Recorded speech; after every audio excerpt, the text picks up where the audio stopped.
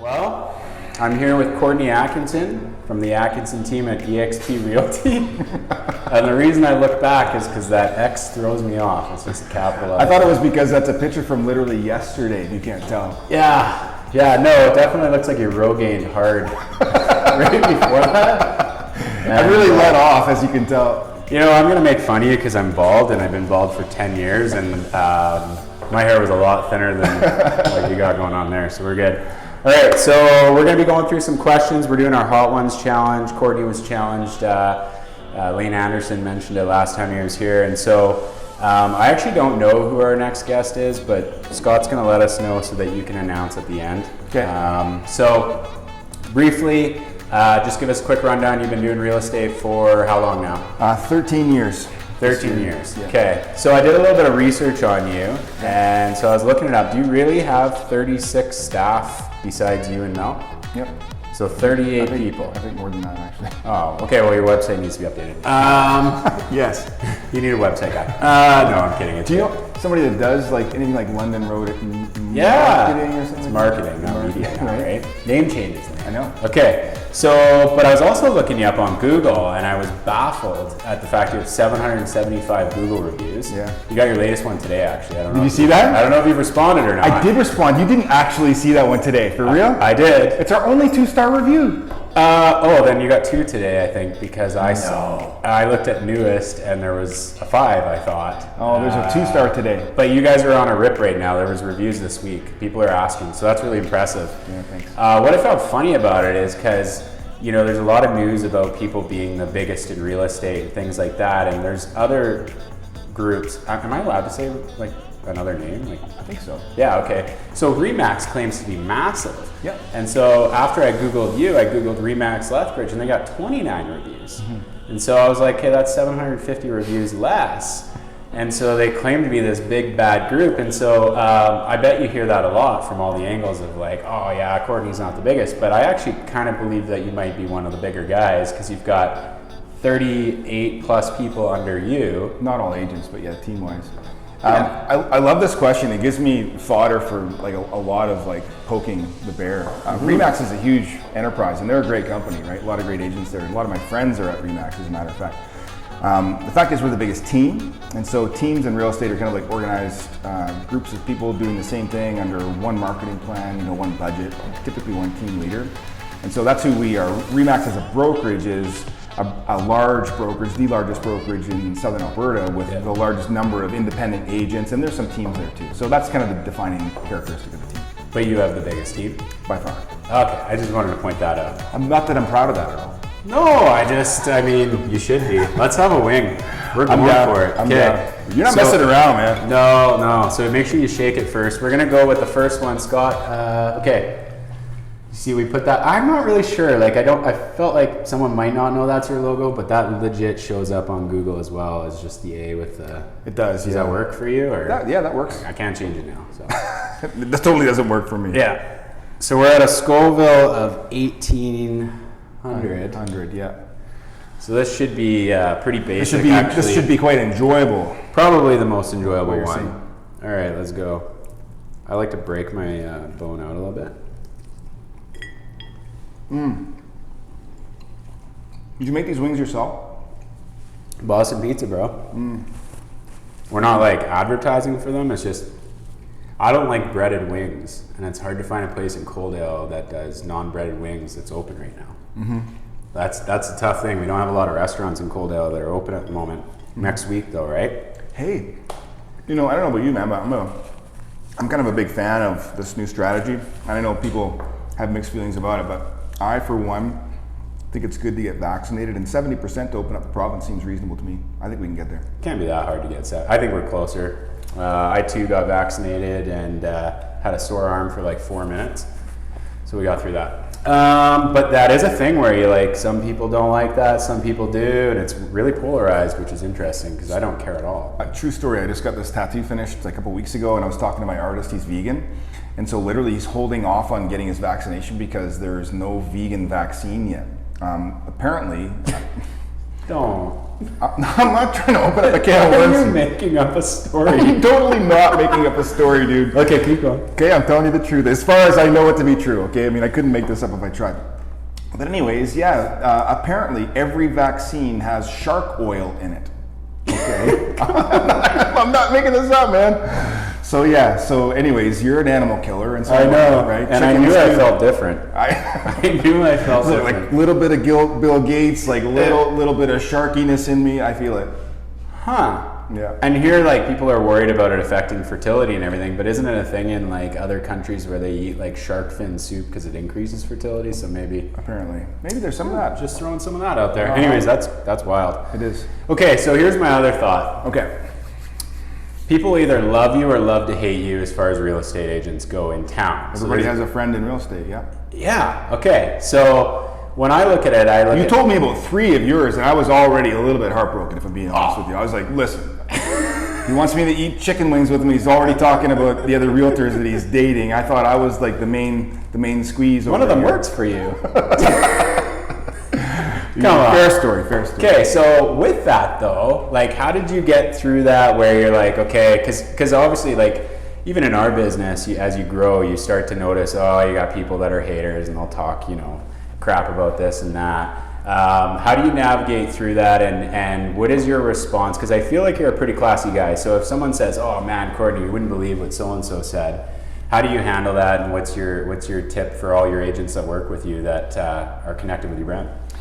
That's a great question, man. So I will tell you that I made a lot of enemies in real estate in my early years because I was coming to the business with like something to prove, I think, and I was also really scared that I wasn't going to be any good at it. And so, this combination of here, I'll let you do it first. All right. Of like ego and fear and all the shit that we're made of, right? And so, I was like this just kind of really aggressive, super hard negotiator, kind of a bully, and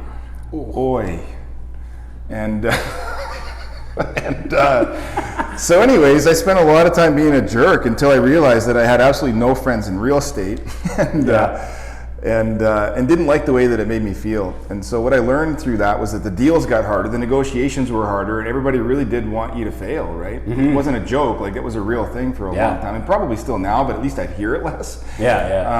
And so to anybody getting in the business, I would just say, listen, everybody's trying their damnedest to make a go of it. Everybody's trying hard to please their clients. Nobody gets into this business because they only want to make money. It's usually because you want to work with people and make a difference, right? Mm-hmm. And so since I've adopted that mindset and kind of let go a lot of the ego and the stuff to prove, my life's gotten a lot better, but I think I still to this day pay the price for a lot of that stuff that I said and did in the early years, despite the fact that I'm really not that much of an asshole.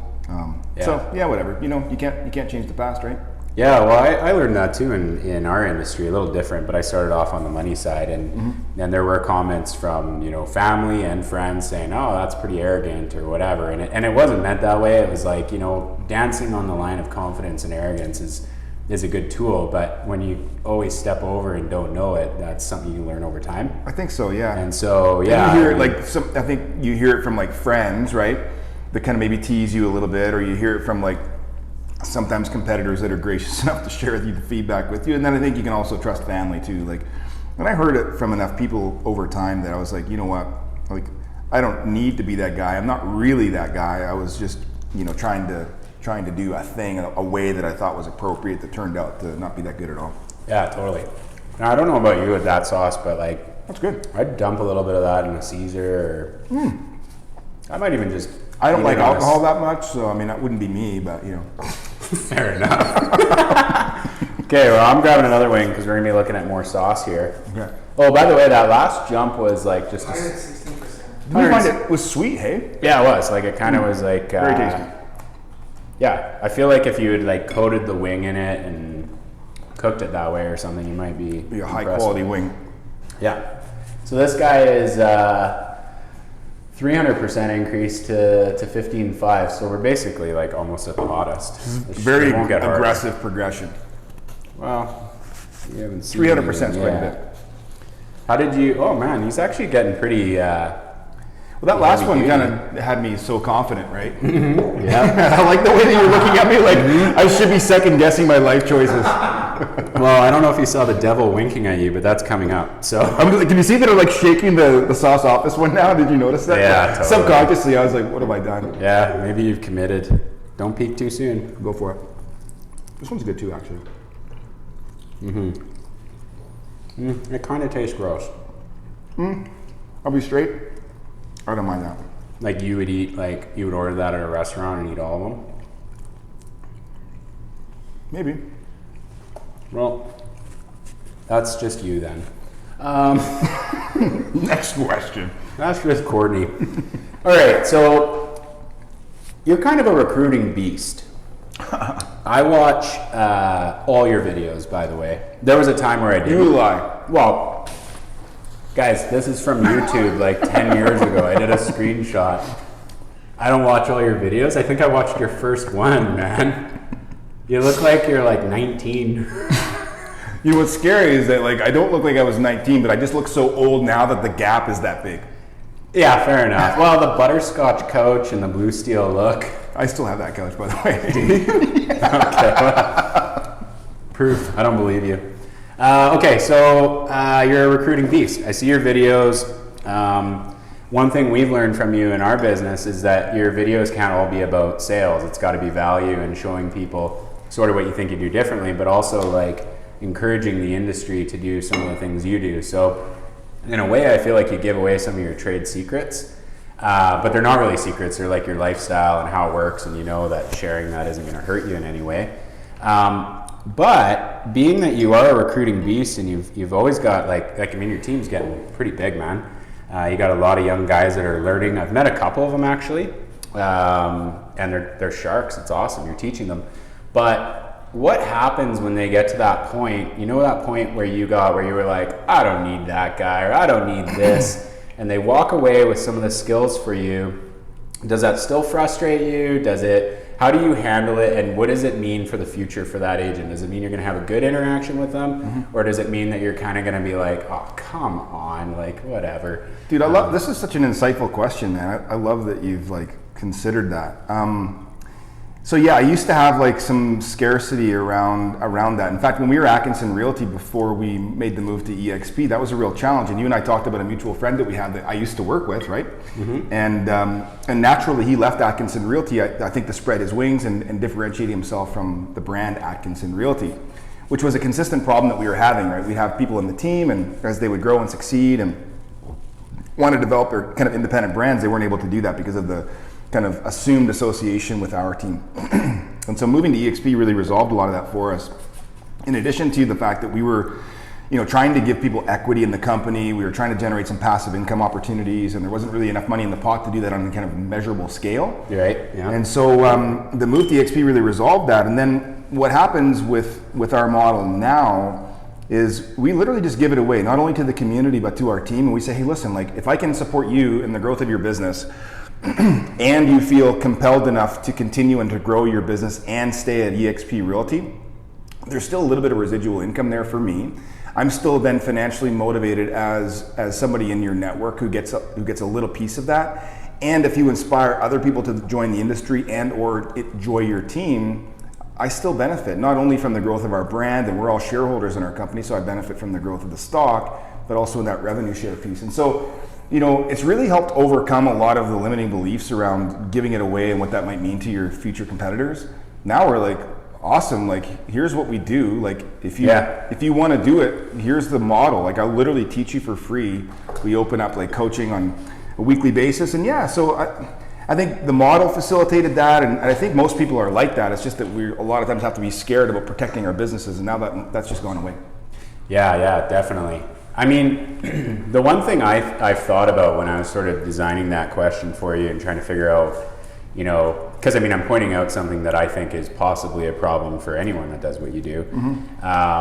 But what do you think the number one thing a competitor could do to poke a hole in what you do, poke holes in your plan and sink it for your current agents? Like, I mean, I've heard comments, but I look at them and go, "Good, next." And so my next question will be about what I've heard, but I want to know, like, what's your like what's my Achilles heel or what's the what do Achilles? you think would be like the perfect hole in your ship to sink you right now on, Sure. on certain So things? you mean just my team or the industry in general? You go what you want. Like, do whatever you want on that one. Okay. I don't think they're necessarily substantially different. Like, if people are watching this or familiar with what's going on in the real estate industry, there's a lot of technological disruptors. Zillow being one, no big deal. That's only a 17% increase. I can handle that. From the last one. Right. I don't feel my lips at all, by the way. Yeah, and I have noticed like little changes in your speech, which is the whole idea of this. So keep going. Right. I love it. Start eating that and then finish your question. Subtle coughs in the background. What was the question again? Yeah. If anybody could poke a hole in anything you do right now that you're aware of and you're working on, what would it be?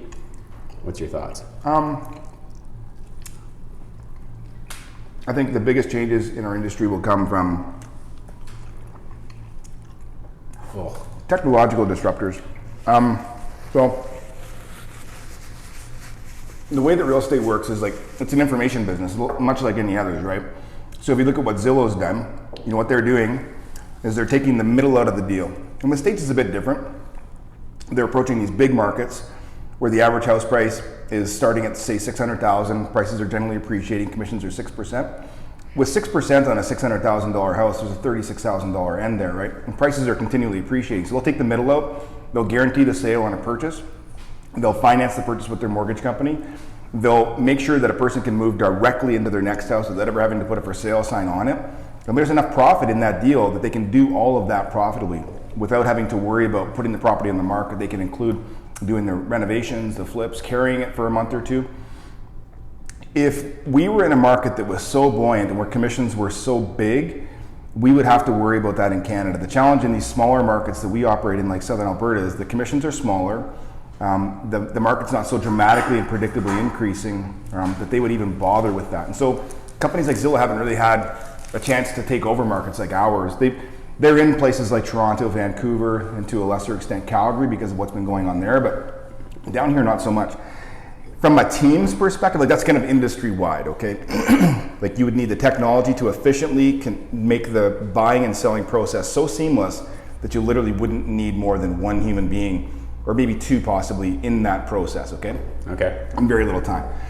As far as the team goes, I think, you know, what you would have to do to, you know, to kind of beat us would just be to, you know, to outmarket us, to outserve us, to out-heart us. I mean, it's not like what we do is rocket science, dude.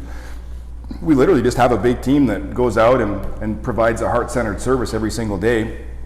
You know, a lot of what we coach on in our meetings is like how to meet people where they're at, how to ask better questions, how to understand and identify need at a more fundamental way, and then to find solutions that meet those needs. And so like, if people want to do that, like I'll literally teach them. It's not rocket science. I think it'd be great for the industry. You know? Yeah. And by proximity, I would hope that they would kind of want to come work with us, maybe join EXP, and I'll support them in the growth of their business. But see, I don't really worry about it, to be honest. I mean, Yeah. Well, you're at a point now where it's maybe not as big a deal, but I you're. wouldn't say that I don't worry about it, but I would say like, dude, I think COVID really taught me something. I was like so freaked out about losing everything that I got like completely to peace with like renting a small apartment with my family, driving a $5,000 car, that I kind of like got uninvested with all like the big outcomes and was like, well, listen, like, am I having fun? Yeah. Are we having fun? Yeah. Do we do good work? Yeah. If we can continue to do that in any way profitably, it's a blessing. And I would just want, honestly, more people to have fun doing it the way that we do. And I don't sweat the big stuff so much. Yeah, I would agree. In our business too, I had to think about things a little bit with the unknown of. So is that you already ate the tears of? We need. You to can do tell Tears that of the Sun? you can tell that my processing power has gone down.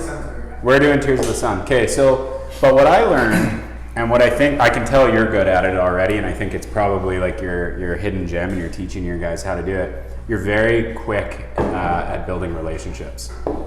Yeah. You know, when you can build a relationship with someone super fast, that's the ticket, right?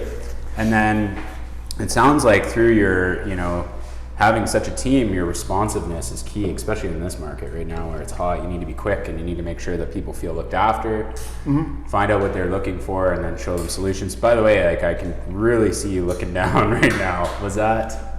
Did you feel that one? I actually like this one better than the last one, to be honest with you. It's a little weird. Tears of Sun. Kind of tastes like spicy. There's a little sweet in it. But sweet. Kind of smells like compost though. Like right out of the rock pot. It does do, actually. Yeah. Yeah, so that's food we're eating right now. I'm gonna throw that one down. That's not my favorite. We'll put that on the record. Yeah. Show us the next one here. Because we're gonna start speeding it up here just so that we start getting Courtney a little rattled. Because we got to progress here. I noticed you keep going for the drums. That's clearly your favorite. You prefer those over wings? I honestly I'm grabbing. It's They're working a really little bit well. easier. I do find them a little bit easier to eat. And it's working really well for me because I favor wings. Oh, dear. Or leave the drums for the other guys. Yeah, that's spicy. I can feel a little bit of that in there. I might want a drink top up here. We've got a guy that does that for us. Full-time job around He's here. a good guy. All right, honey badger. That's good. 100,000. Okay. What do you think of that? Now you said something about that guaranteed sale thing. I've heard it on the radio. I've heard you say it in your videos. I'm pretty sure I've seen it on the back of your trailer. You have. See, I did my research. Dude, you're a ninja. So, well, I wouldn't say that. I'm just prepared for this. But I've noticed that would scare the crap out of me, just putting that out there as a blanket statement. But you must know something we don't. You must know that the odds of it coming to that are extremely minimal. And if it does, it's an opportunity for everyone. So, can you quickly comment on that one? That wasn't even a question of mine. You said guarantee sale at some point. So I just want to, while you're burning up a bit here. So, first thing, it's real. Secondly, it is, me and my family taking the risk. And I've bought 4 of them over the years, and we probably write guaranteed offers maybe 10 times a year. Okay. But our marketing plan is able to deliver on 9 of those, right? So we're kind of averaging 1 a year. I'll tell you a funny story about my best one, and I can't release names, but there's a whole long story before this. But the way this part of it begins is my client calls me from jail. Nice. He's like, "Hey, can you bounce me?" And I'm like, "I'll call my lawyer." My lawyer's like, "F no, absolutely not. You don't post bail for your clients." I'm like, okay. So he sits. I did not know that's what bounce meant. I thought it meant sell his house. But go ahead. He spends 4 months in jail. I've already sold him this house a year and a half ago. He calls me another day and he's like, "Hey, can you come pick me up?" I'm like, "Where are you at, dude?" He's like, "I'm at jail. I just got out." I'm like, "Whatever. Okay, I got time." He's like, "Can you bring some cash?" And I'm like, "Fair enough." Oh, man. And he's like, "Can you take me to this place?" And I'm like, I know what's happening here, but I'm just gonna go like, la, la, yeah. So I take him to this place. He comes out and he's like, "Listen, man, I need you to sell my house for me." And I was like, "Dude, I just sold it to you like a year and a half ago." It was like a flip house for him. So anyway, I would go over to the place and, dude, I'm here to tell you, man, crackheads have been in this house for like a year. So they literally taken a circular saw and cut the floors out. The ceiling was all pulled down. And so I'm like, "Dude, listen, nobody's gonna buy this house." I tried for a week or two to try to get a contractor to come in and pick it up. Nobody would touch it. And I'm having a lot of sympathy for this guy. If you knew his whole story, it's a very traumatic thing that this guy's been through. It's sad that he's been to jail. It's sad all the life circumstances he's had to deal with, and they are significant. So my heart's bleeding, right? And I'm like, "Listen, man, I'll buy it from you," without even putting the guaranteed sale in. I know the market won't absorb this place at all, right? Right. So we sold it to him for $225. Bought it back from him for $125. Was gonna flip it, hopefully make 20 or 30 grand. Something, yeah. It took a year, literally. So my wife and I own the house. I'm over there the 23rd of December, right before Christmas. And I drive up the street and the entire roof is off. Like we were planning on replacing the sheeting. Yeah. There are no trusses on this entire house. And I'm like, 60 grand, just like poof. Yeah. And all new trusses, right?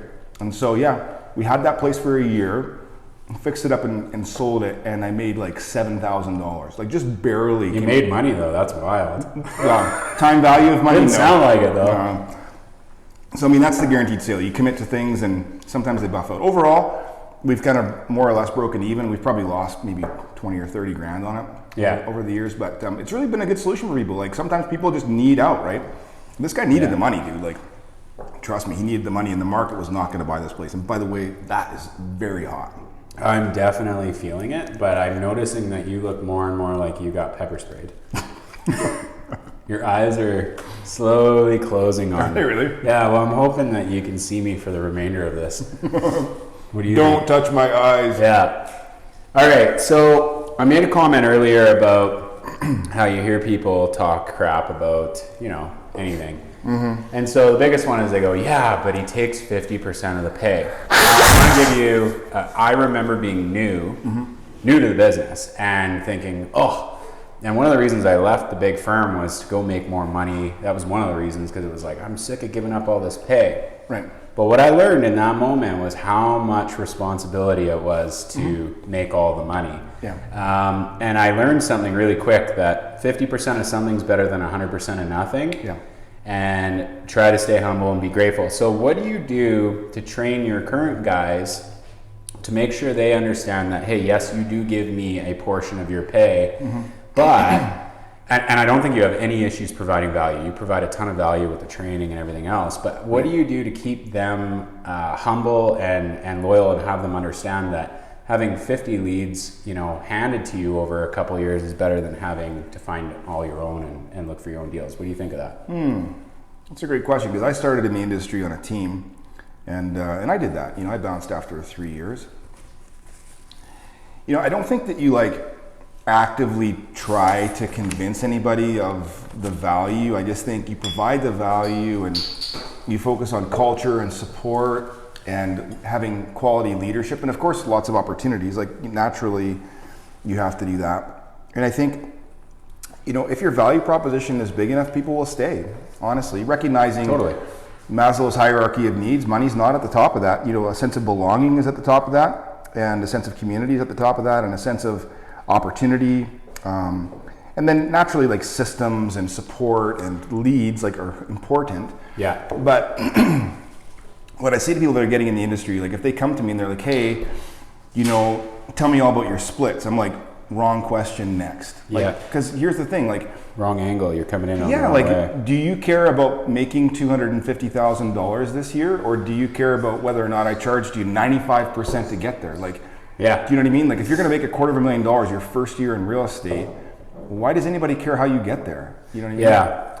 So that's kind of the way we look at it, and we just continue to try to stack value and recognize that we don't have an expectation that anybody stay with us.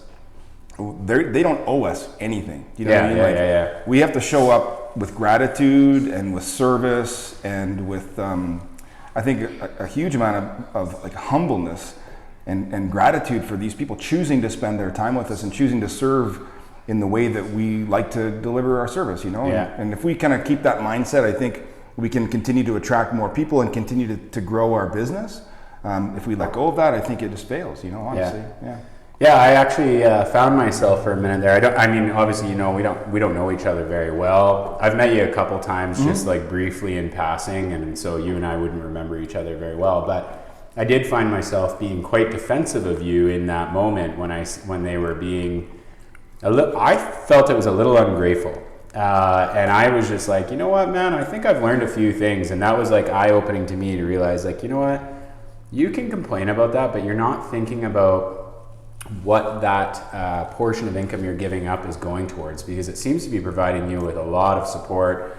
You are you celebrate your team, and you spend a lot of time doing that, and so to act like you're making a ton of money off of it, you're investing a lot of it back in, and that's how you grow a real business. So I think you just ate that the really hot one. I did. It's terrible. How are you doing right now? like all parts of my entire upper anatomy are sore and very angry. Is your brain good? Oh, I can see it's happening. I'm sorry. Yeah. Like a lot of parts are failing right now. Well, we won't waste too much time jumping into this top dog. So yeah, I think here is the long and short of it. Don't touch your face. I won't. And there's water. I'm good. I think if you have a big ego as a realtor, a team is probably not the place to be. Totally. If you're into a great predictable income and you like community and support and collegiality, then I think a team is a great place. Okay. Same goes for team leaders, by the way. You get a big ego as a team leader, you won't last. I shook that and I felt like I shook hot sauce out of my throat into my nose.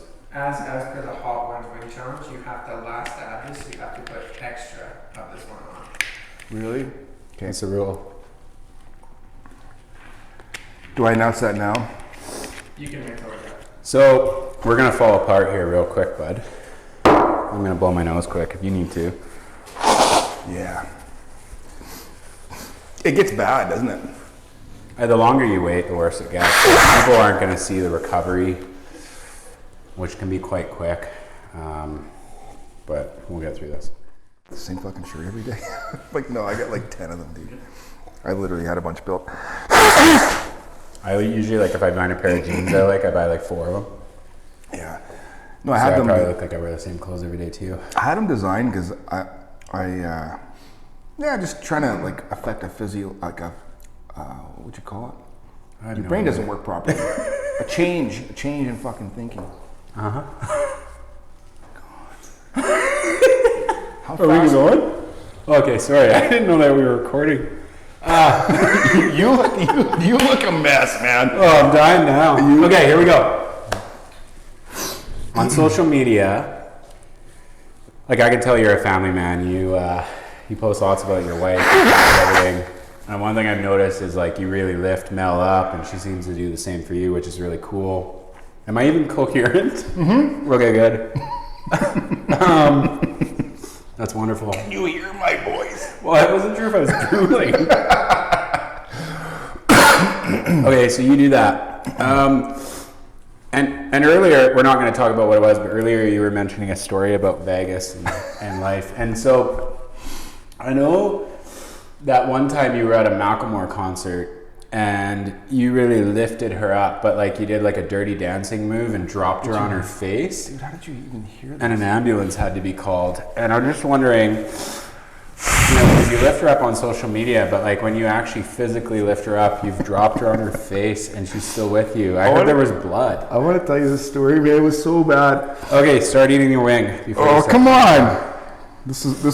Oh. But you dropped your wife on her face in Vegas doing the dirty dancing thing. And I heard that was quite. I heard you're quite the dancer too when you're at concerts.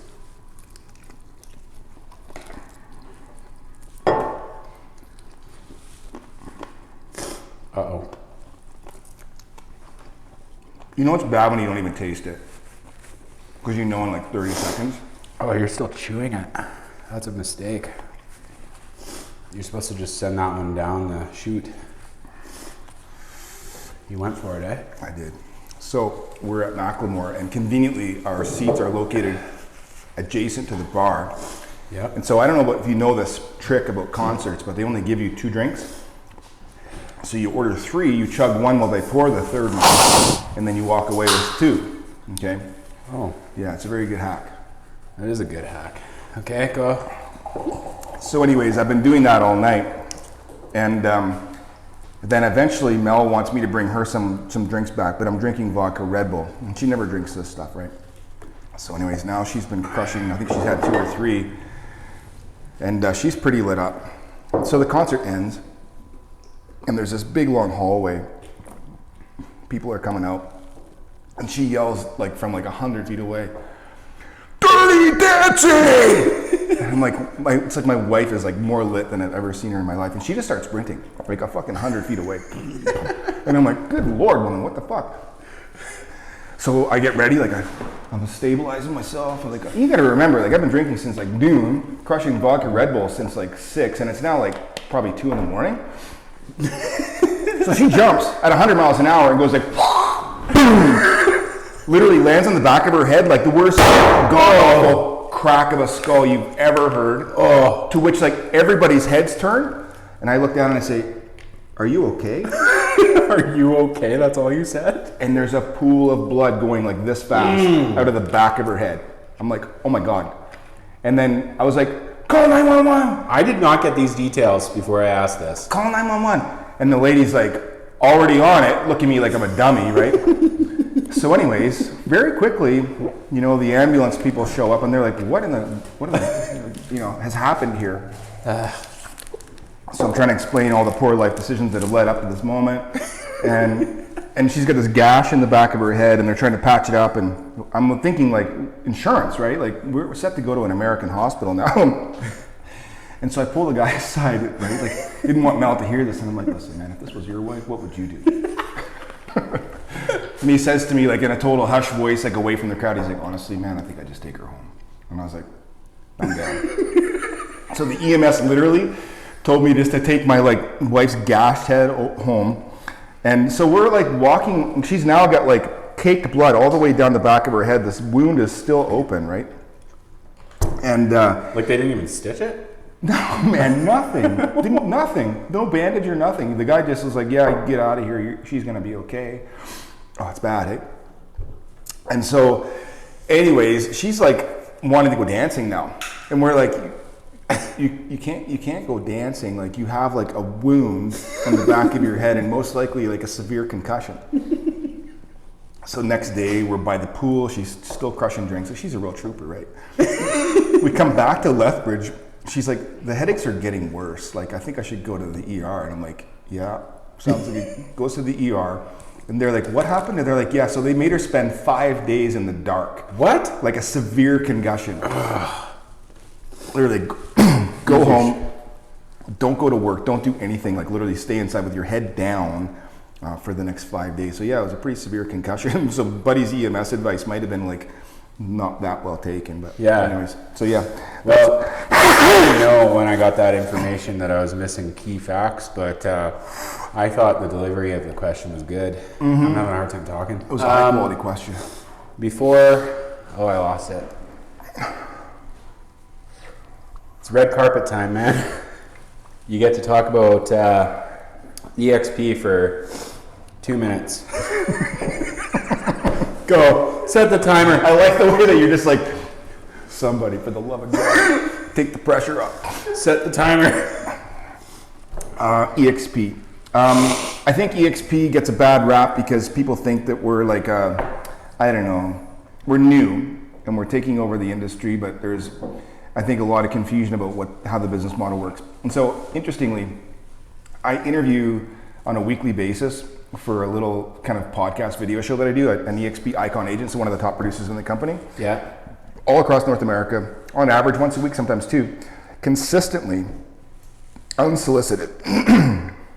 The feedback that I hear from these people about, oh my Lord, dude. Blue Steel. Blue Steel Atkinson. Keep going. Try to keep your train of thought. From there to now. You went from that to EXP now.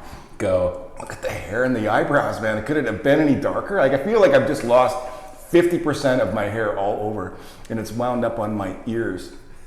You know, there were a lot of screenshots I could have done, but that was the one. I know that, dude. Trust me, I know. And consistently, the thing that they say is that they really appreciate the culture. And so that's cool. I'll just share one thing. So we're all shareholders. We all get a little bit of revenue share, and we all, by virtue of the way the model is built, coach one another, support one another, share information. And so that's different than the average model because generally speaking, the broker owner is the only person kind of benefiting from, like, say 50 or 100 agents at a brokerage. But here, everybody benefits, you know what I mean? If you come to EXP and I help your business grow, theoretically the share price is going up. Yeah. And so it's a real community of sharing, a real community of support, and the culture is phenomenal. And that's why we're there, that's why we love it. I love it. Yeah, man. So I'll give you one pro tip here. Oh, you're just chugging it. Okay. I find that it helps when I do this. I don't know what happens when you do that, but I find that really helps. Well, I want to thank you for coming in. I feel like like there's a bond you get when you destroy your body the way we did together here. It's a true story. Mel, We should find other ways to destroy our bodies together. I don't know what that could look like. I can't lift weights like you. I don't. But I'm not very strong either. But it could be like I don't know, golf or we can do that. yeah, something like that. Rolling a golf cart together is fun. Done that a few Do times. you know something? About you? Yeah. How many golf carts have you rolled? I rolled one last year. Oh, Actually. yeah, last weekend. I think I'm the only person ever to roll one in their parking lot. Oh, really? Not on grass. Parking lot might have been a new one. It was wet. I thought I could spin it. I didn't. I landed on him. But we lifted that cart up like bread bags quickly to act like nothing happened. Like every other dude went and had lunch, but he had cracked ribs and a cracked collarbone from me landing on him. So a dude that you know? Yeah, client. Is he still a client? Yeah, he's a great friend. Oh, that's so amazing, man. I'm sorry, Corey. Corey, he built this office. You're kidding. I love that story, man. So anyways, he didn't die though. Yeah, that's a He had a club sandwich or something right after, and He's like, Bob's your uncle. Not able to breathe that well, but Yeah, he didn't sleep very well. I know when his wife texted me and said, hey, he's not doing very well. I don't know what happened, and then I texted him, he's like, I'm totally fine. And he's like driving everywhere, so you women, right? Anyways, I'm going to leave it at that. I'm going to end this. I got to announce our next guy. Oh, yeah. Oh, thank God one of us has a little bit left in there. No, that's okay. Stephen Mogden. I don't know if y'all know who Stephen Mogden is, but he's a huge community advocate, an amazing supporter of our community, and we're massive supporters of our community. Totally. Me. And I think actually, this is, I don't know if you know this or not, but one of the common themes of the people that you've been having on this this podcast so far, generally like massively into supporting the community. So Stephen, you're up. Now, do you want to keep track of that? You want to come here for that, or do you want to just watch it after? Because you can come here and. I don't know what would be the best thing. I mean, I'm down for instruction. I follow instructions. How do you think he's going to do? Lane said that you were going to do just fine, and you did do just fine. Actually, I think both of us are actively recovering right now. Yeah, I would say. But I will say this though. This actually I found tougher than that. I'm not going to lie to you. Yeah, well, we'll see about that tomorrow. Okay. I love the confidence.